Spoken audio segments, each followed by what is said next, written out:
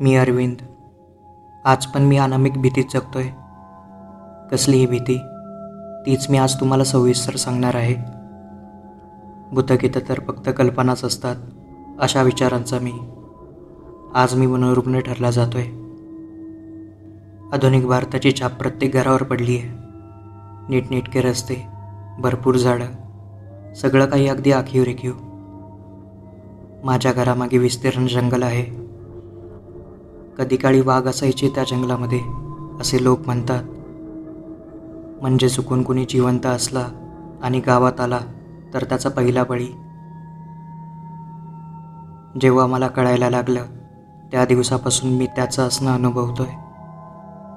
ते कोण माहीत नाही, पण तो आहे हे नक्कीच. अगदी लहान असेल तेव्हाचं आठवतंय. रात्रीचं जेवण आईबाबांसोबत व्हायचं. माझी आई जेवणातलं थोडं बाजूला काढून ठेवी. पुढे गरिबीमुळे पोटभर अन्न मिळेल एवढी पण ऐपत आमची नव्हती. पण आई नेहमी अर्धपोटी राहून नेहमी बाजूला काढून ठेवायचीच, अगदी न चुकता. नेम ठरलेला असे. रात्रीच्या 10 नंतर ते यायचे. त्यांची जागा पण ठरलेली. घराच्या मागे आई अंडे घासायची आणि अगदी 15 पावलांवरच घराचं कंपाऊंड आणि त्यापुढे पूर्ण विस्तीर्ण जंगल. बरोबर भांडी घासायच्या वेळी ते कंपाऊंडच्या दुसऱ्या बाजूने यायचं आणि त्याचा रडण्याचा, विव्हळण्याचा, गुरगुरण्याचा आवाज. नक्कीच तो वाघ नव्हता हे मला बालपणीच समजलं होतं. जे काही ते होतं ते वेस ओलांडून यायच्या आधीच आई उरलेलं अन्न कंपाऊंडच्या पलीकडे लांबून टाकून द्यायची. मग ते अन्न खाऊन पस्त करायचा आणि परत जंगलाकडे जायचा. जाताना त्याचा आवाज कमी कमी होत जायचा आणि त्यानंतर स्मशान शांतता. जणू काहीच झालं नाही असं तेव्हा वाटायचं. पण जेवढा वेळ ते यायचं तेवढा वेळ माझं घर अनामिक भीतीच्या सावटाखाली असायचं. त्याचं येणं कधी चुकलं नाही आणि माझ्या आईचं त्याला खाऊ घालणं कधी चुकलं नाही. तिचा तो नित्य नियमच असायचा. आईला मी एकदा विचारलंच, आई जर त्यांना खाऊ नाही घातलं तर? नसत्या कटकटी कोण करेल? तुझी आजी पण अशीच करायची आणि मी पण तेच करते. उगाच तो नियम बदलून आपल्यासोबत काही वाईट झालं तर? आणि त्यांच्या आवाजातून तुला वाटत नाही का ते किती काही भयंकर असेल ते? याची तुला कल्पना नाही आली का? आई घाबरत म्हणाली. त्यानंतर मी पण तिला कधी काही विचारलं नाही आणि मी त्याकडे दुर्लक्ष करीत राहिलो. पुढे मी मोठा झालो. गाव सोडून दुसरीकडे शिकणं आलंच. मग कधीतरी घरी येणं होई, ते पण पाहुण्यासारखंच. ते आज पण येत आहेत हे मी विसरलो होतो. एक दिवस बाबांचं पत्र आलं की आई आजारी आहे, लवकर घरी ये. रोजचं घरकाम करून आई आता खंगली होती.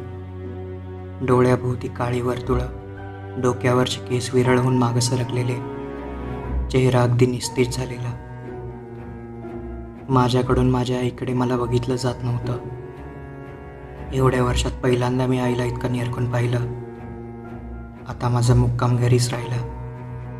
डॉक्टरांनीही आईची जगण्याची आशा नाही हे मला सांगितलं. म्हणून शेवटचे काही दिवस तरी आईसोबत मिळेल या अपेक्षेने मी तिथेच घरी राहिलो. आई कधीच डोळे उघडायची नाही, पण त्या रात्री 10च्या ठोक्याला ती बोलायची, त्यांना खाऊ घाला, ते भुकेलेले आहेत. बस एवढंच. त्या व्यतिरिक्त आई काहीच बोलायची नाही. जणू आई त्यांची गुलामच झाली होती. फक्त त्यांची भूक भागवण्यासाठी ती जगत होती. अखेर तो दिवस पण आला की आईच्या चिंतेमुळे बाबा पण गेले. आता घरात मी आणि फक्त माझी आई असायची. आई जिवंत आहे, पण फक्त रात्री 10 वाजता. त्यांना खाऊ घाल एवढंच काय आईचं बोलणं, आणि मी तेवढं एक ऐकायला आतुरतेने वाट पाहायचो. घरात मी एकटा नाही, आई आहे माझ्यासोबत. बस तेवढ्या एका क्षणामुळेच मला वाटायचं आता त्यांना खाऊ घालायची जबाबदारी माझी होती. आईला एकटं सोडून दिवसभर मला कामासाठी जावं लागायचं. तसं केल्यानंच घरामध्ये माझ्या अन्न येणार होतं. माझ्यासाठी नाही तर त्यांच्यासाठी. माझं शिक्षण अपूर्णच राहिलं होतं. मी आता काही पण करून त्यांची भूक मिटवत होतो. रोज एक वेळ मी उपाशी राहीन, पण त्यांचं ते गुरगुरणं मला बिलकुल आवडायचं नाही.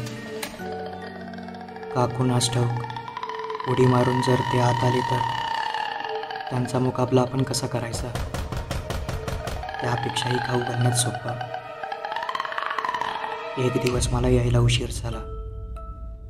त्यांच्या रोजच्या कटकटीपासून दूर राहण्यासाठी मी बुद्धिमान करीत असे, पण त्या दिवशी जरा अतीच झालं.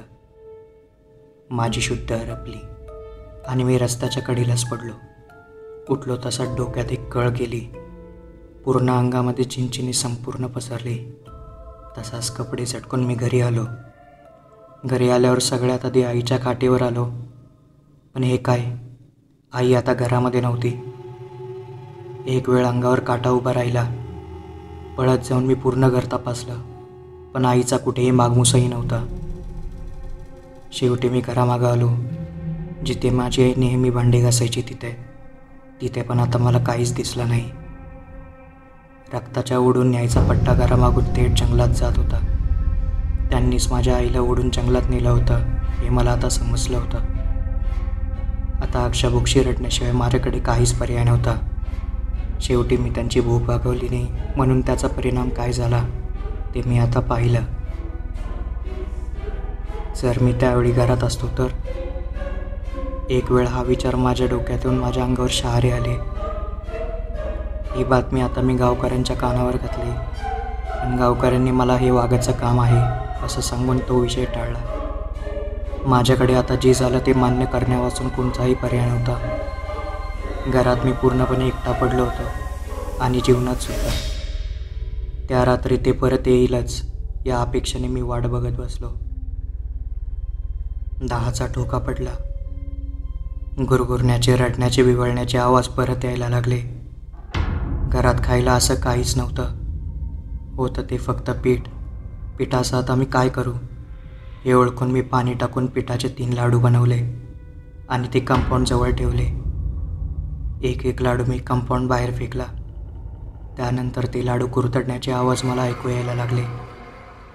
एक वेळ माझं मन म्हणलं, चल जाऊया घरात. पण दुसरीकडे मनात येत होतं की कंपाऊंडच्या पलीकडे कोण असेल, चला एकदा पाहूया तरी. भीतभीतच मी कंपाऊंड जवळ गेलो. मिटक्या मारण्याचा आवाज असूनही येत होता. मी कंपाऊंडवर दोन्ही हात ठेवून जोर देऊन शरीरवर उचललं. विस्तीर्ण जंगल आता पूर्णपणे दिसत होतं. थंड हवा वाहत होती, पण हा कुचका सडका वास कसला तरी येत होता. मला कंपाऊंडच्या खाली माझी आई लाडू खाताना दिसली. डोळे मोठाले, त्यास विस्तवासारखे लाल बुबुळ, दात एकदम मनकुचीदार, अर्ध शरीर चावून खाल्लेलं होतं. हे त्यांचंच काम होतं, जे कोणी ते श्वापद किंवा कोणी प्रेत असतील त्यांचं. मला आईकडे आता एक क्षण पण बघवत नव्हतं. मी आवाज न करता खाली उतरलो. त्यांनी आईला पण त्यांच्यामध्ये सामील करून घेतलं होतं. माझी आई पण आता कायमस्वरूपी भुकेली झाली होती. मनामध्ये खूप काही विचार आले, पण आत्ता आईला गुपचूप खाऊ घालणे त्या व्यतिरिक्त माझ्याकडे कोणताही पर्याय नव्हता. माझा आता नित्य नियमच झालेला. मी न चुकता त्यांना नैवेद्य टाकतो.